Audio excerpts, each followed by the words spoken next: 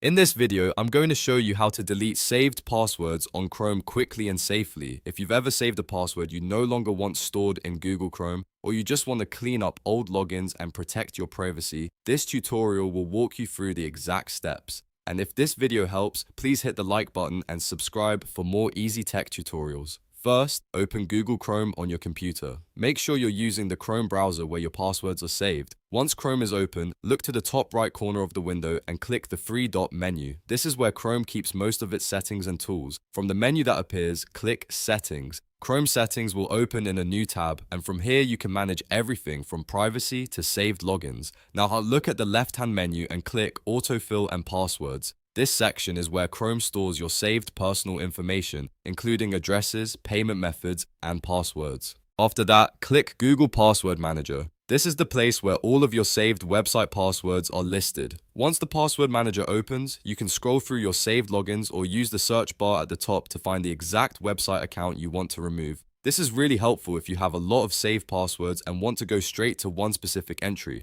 When you find the password entry you want to delete, click on it to open the details. Chrome may ask you to verify your identity before showing the password or allowing changes. Depending on your device, this could be your Windows password, your PIN, or even your fingerprint. That extra step is there for security, so only you can make changes.